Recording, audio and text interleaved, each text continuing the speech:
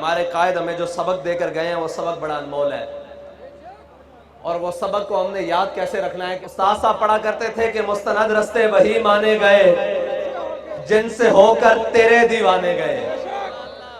مستند رستے وہی مانے گئے جن سے ہو کر تیرے دیوانے گئے، لوٹ آئے جتنے فرزانے گئے تاب منزل صرف دیوانے گئے۔ لوٹ آئے جتنے فرزانے گئے تاب منزل صرف دیوانے گئے، آہ کو نسبت ہے کچھ عشاق سے، آہ نکلی اور پہچانے گئے۔ یہ کہہ رہے تھے کہ میں نے وہاں بیٹھ کر ایک کلپ سنا، عاشق کی ایک آہ نکلی بابا ادھر پہنچ گیا۔ یہ بات کہ آہ نکلی اور پہچانے گئے۔ بات یہ تھی کہ ہمارے ایک بزرگ وہ کہہ رہے تھے کہ ہم جب اپنے بچپن میں تھے تو ہم نے دیکھا کہ ہم نے بچے گاڑیوں سے کھیل رہے تھے، بچے اپنے بچپن کا کھلونا گاڑی رکھتے تھے، پلاسٹک کی گاڑیوں سے کھیلتے تھے۔ کہتے ہم نے مستقبل میں دیکھا کہ گاڑیوں کا دور آیا۔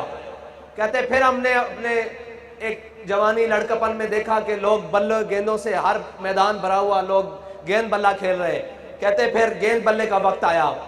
کہتے اب میں جو دیکھتا ہوں نا کہ بچہ بچہ لبیک کا نعرہ لگا رہا ہے، مستقبل قریب میں لبیک کا وقت آنے والا ہے۔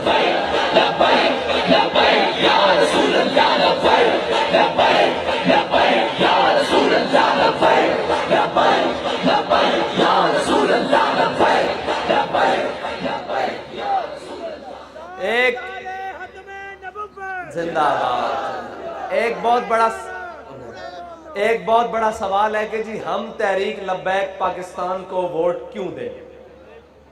یہ بڑا عجیب سوال ہے کہ جی ہم تحریک لبیک پاکستان کو ووٹ کیوں دیں؟ میں نے کہا جی آپ تحریک لبیک پاکستان کو ووٹ اس لیے دیں کہ آپ کے بچوں کو روڈوں پر، سائیوال روڈ کے اوپر تحریک لبیک پاکستان کے کسی نمائندے یا اس کی حکومت میں نہیں بھونا گیا۔ آپ تحریک لبیک پاکستان کو اس لیے ووٹ دیں کہ آپ کی بیٹی ڈاکٹر عافیہ صدیقی کو اٹھا کر امریکہ کے حوالے تحریک لبیک پاکستان نے نہیں کیا۔ آپ تحریک لبیک پاکستان کو ووٹ اس لیے دیں کہ ختم نبوت پر ڈاکہ تحریک لبیک پاکستان نے نہیں ڈالا۔ آپ تحریک لبیک پاکستان کو ووٹ اس لیے دیں کہ تبدیلی کے نام پر آپ کی چینی، چاول اور آٹا تحریک لبیک پاکستان نے نہیں کھایا۔ آپ تحریک لبیک پاکستان کو اس لیے ووٹ دیں کہ تحریک لبیک پاکستان نے پلیٹ میں کشمیر رکھ کر ہندوستان کے حوالے نہیں کیا۔ آپ تحریک لبیک پاکستان کو اس لیے ووٹ دیں کہ تحریک لبیک پاکستان کے نمائندوں کے بچے یا قائدین کے بچے یہودیوں کے پاس نہیں پڑھتے۔ آپ تحریک لبیک پاکستان کو ووٹ اس لیے دیں کہ آپ کے تحریک لبیک پاکستان کے نمائندے یا تحریک لبیک پاکستان کے ذمہ داران نے لندن میں فلیٹ نہیں بنائے۔ آپ تحریک لبیک پاکستان کو ووٹ اس لیے دیں کہ آپ کے تحریک لبیک پاکستان کے ذمہ داروں نے دبئی میں فلیٹ یا ولا نہیں بنائے۔ آپ تحریک لبیک پاکستان کو ووٹ اس لیے دیں کہ جب ختم نبوت کا موقع آیا، فیض آباد میں گولیوں کی ترتراہٹ تھی اور آپ کا قائد اور ہم سب کا قائد وہاں پر بیٹھ کر کہہ رہا تھا کہ ستمگر ادھر آ، ہنر آزمائے، تو تیر آزما، ہم جگر آزمائے۔ وہ جب گولیوں کی ترتراہٹ اور وہ کسی تمیز کے بغیر ہر کسی کے جسم میں گھس رہی تھی، تب آپ کا قائد بیٹھ کر کہہ رہا تھا ختم نبوت کے اوپر پہرا دیتے ہوئے کہ تسی بچے لگ دیو، اساں اے ہاتھ رسول اللہ دے نانا بلند کیتا، لبیک دا نعرہ لایا، اسی اس ہاتھ سے استعفیٰ لے کے واپس جانا۔ آپ تحریک لبیک پاکستان کو اس لیے ووٹ دیں کہ جب آسیہ ملونہ وہ گستاخ رسول جب اس کو رہا کیا اور باہر ملک بھیجنے کی کوشش کی گئی تو سب سے پہلے اپنی ویل چیئر کے ساتھ مال روڈ پر جو آیا اس کا نام خادم حسین رضوی ہے، اور اس کی جماعت کے نمائندے ہم آپ کے پاس آئے بیٹھے ہیں۔ آپ تحریک لبیک پاکستان کو اس لیے ووٹ دیں کہ آپ کی بیٹیوں کو سٹیجوں پر تحریک لبیک پاکستان نے نہیں نچوایا، بلکہ جب بھی کوئی موقع بنا عالم کفر کی آنکھوں میں آنکھیں ڈالنے کا تو سب سے پہلے جو میدان عمل میں آئی اس کا نام تحریک لبیک پاکستان ہے، اس کا نام TLP ہے۔